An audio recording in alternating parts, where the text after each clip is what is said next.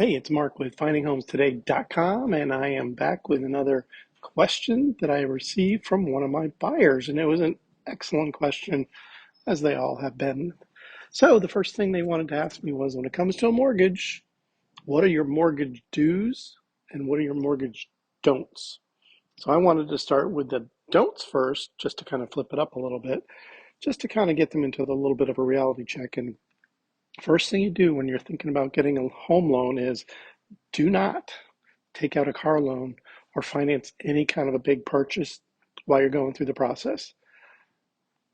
Number two, do not max out your credit cards for any reason. Just kind of talk to your mortgage person and use their expertise to help you out.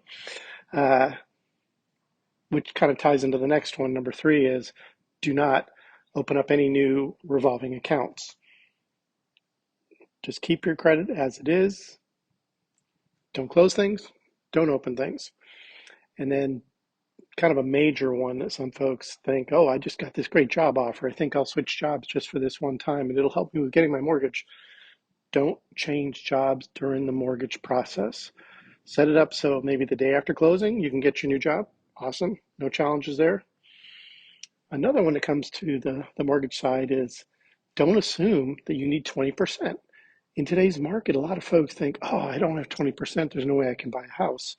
And if you get with the right mortgage guru, and I do have several recommendations if you do need somebody, they're going to tell you about other programs. You know, you've got VA programs, you have FHA programs, and there's a lot of conventional programs that are not a 20% down. 20% is a benefit for getting a better type of a mortgage. However, there are many other options for you.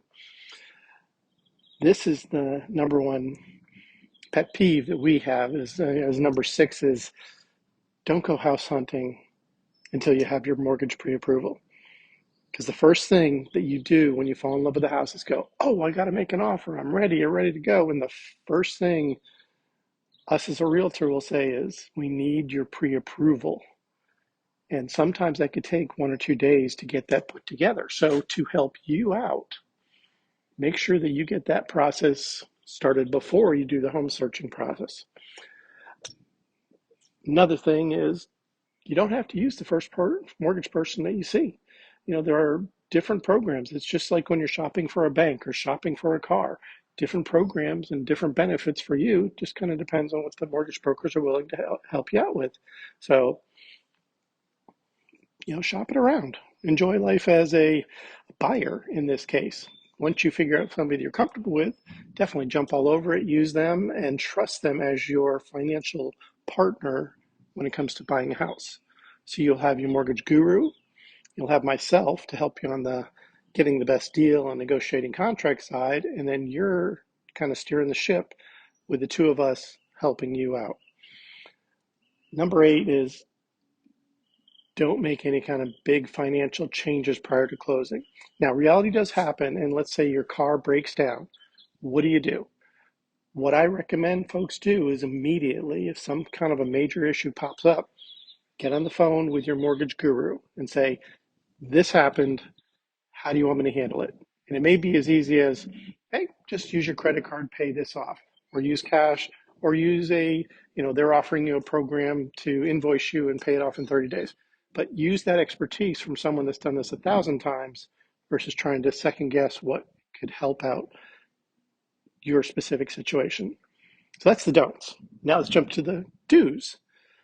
Do, and this is kind of a backwards do, is do not, or actually do, keep your accounts open. Don't close things down. Just keep the revolving credits going. Because again, you don't want to change your credit in any way. So even if you have something that's got a $10 balance or a $0 balance, just leave it until the house is bought. Then you can start adjusting. Another thing is strive to pay down your balances. It's really good to keep your balances at less than 30%. So pay them down as you can. Another thing you're going to need is, this is another do, is save up your cash, because at closing, you're going to need some cash to close, which could be anywhere from 2 to 5% of the mortgage itself. Again, use your mortgage guru to give you the actual numbers. But start saving your cash and start saving for that expense that is going to happen. Next thing you do is when you are pocketing these funds and putting them into your bank account, if they're a large account or a large amount, definitely figure out the documentation for it. So X came from this, Y came from this, because the mortgage broker is going to need to know where these large accounts, funds came from. It's called seasoning in the mortgage business. So you just can't take 20 grand, throw it into an account and go, oh, we're great. He's going to want to know, or the mortgage company's going to want to know where it came from. The other last thing is use your free credit scores to kind of see where you are. And this could be way ahead of you getting a purchase, or if you're just thinking about it in the next 2 months or 3 months or even 6 months, go to annualcreditreport.com. It's free. It'll get you your three scores and check through. Make sure that all the things that look normal are normal. And if there's any kind of a hiccup, that gives you a little bit of time to kind of fix any challenges that might be part of your score. So that's your mortgage do's and don'ts when it comes to buying a house. And again, we're here to help. We get great mortgage gurus and you get a great realtor.